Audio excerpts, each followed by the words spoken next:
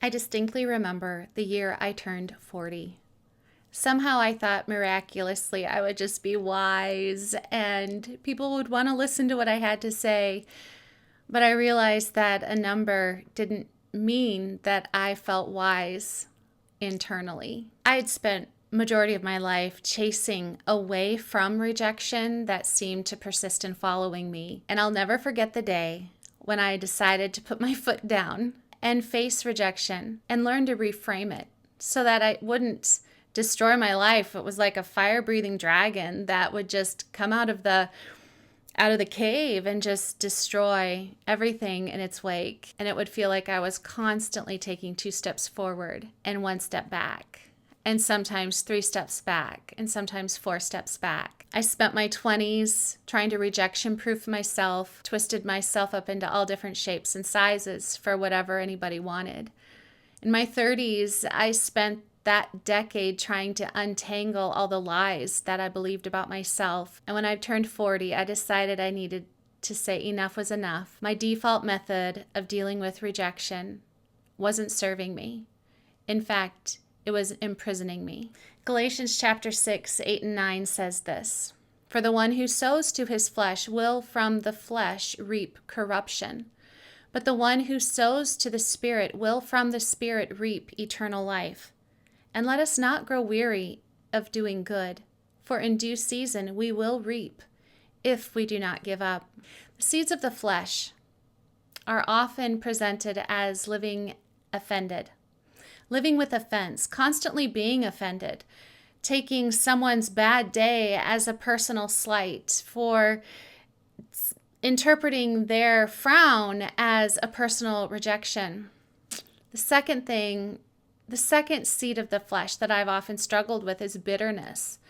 Being bitter, and bitter turns me into a woman I don't want to be. When I am allowing bitterness to have its way, my tone is sharp. I'm quick to judge, wrongly, I might say. When bitterness rules my life, I nurse grudges. The third seed of the flesh in dealing with rejection through our default patterns can often be resentment. Resentment that nobody else seems to struggle with this the way I do, or there must be something wrong with me to have this magnet for rejection in my life, and why do I have to be like this? There must be nothing I can do about it, which isn't true. And then the fourth seed of the flesh that often comes out when we are dealing with our default responses to rejection is gossip. We want to become a divider because our hearts have been divided. We want to have our friends choose sides. But God is saying, the one who sows to the Spirit will from the Spirit reap eternal life. Let us not grow weary of doing good, for in due season we will reap if we do not give up. The thing with seeds is it doesn't matter what kind of seeds we sow, we will reap a harvest. Now, I would much rather reap a harvest of grace and kindness and mercy instead of offense, bitterness, and resentment. In order to sow the right kind of seeds, the seeds of forgiveness, the seeds of trust, the seeds of surrendering our todays and tomorrows and our past to God, involves often breaking a cycle. There are default patterns that we reach for again and again and again, and those default patterns can be seeds that we sow in our lives that will eventually grow a harvest we do not want. So how do we break the cycle? There are several steps to do this, and I'm going to list them off. The first one is awareness of our thoughts.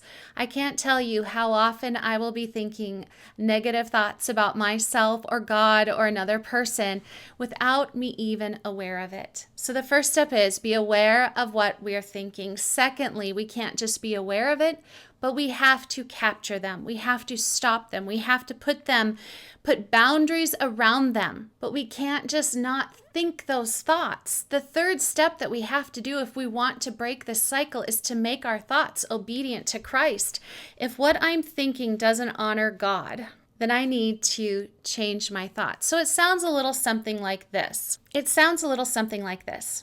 So you have a situation where you're feeling rejected. Maybe it was a friendship that went south or awry. Maybe it was a work situation that you didn't get the promotion that you really wanted. Or maybe your opponent in a political race won and your friends lost. What happens then, we can so often have these thoughts that come into our mind. In a case of our friend, we see happy posts on social media and we're like, ugh, well, why is she so happy when I'm so miserable? I'm still struggling. Okay, that's an awareness of our thoughts. So then we say, oh, wait, that doesn't honor God. Okay, Lord, how do I make this thought honor you? Lord, thank you. Thank you that she's so happy. Thank you that you have joy for both of us. Thank you that you love us both equally. Then fourthly, we want to change our thinking. We need to change the way that we think.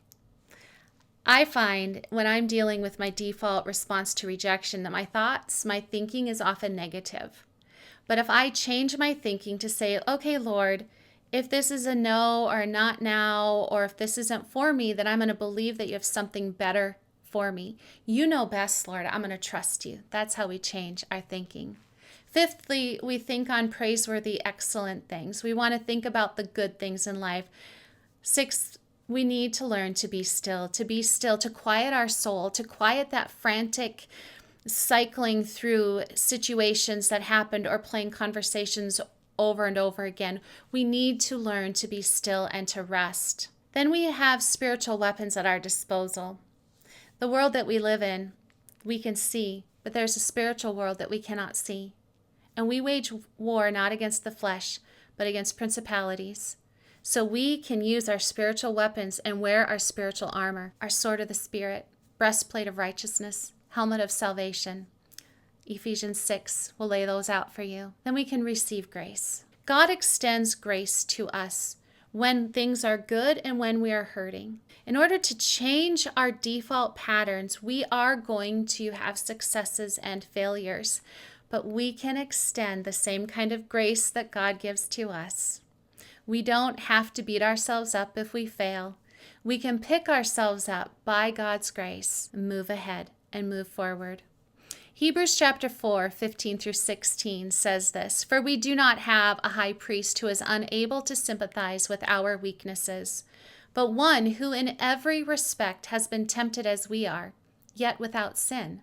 Let us then with confidence draw near to the throne of grace, that we may receive mercy and find grace to help in time of need." To reframe rejection, we must learn to stop responding to rejection through our flesh, and we must learn to turn to God first with every hurt. He guides us through it, not without experiencing the pain or the consequences, but He brings us to Himself. And when He brings us to Himself, He provides healing for those hurt places, and He helps us reframe our experiences within the lenses of His grace and goodness and mercy and plan for our lives.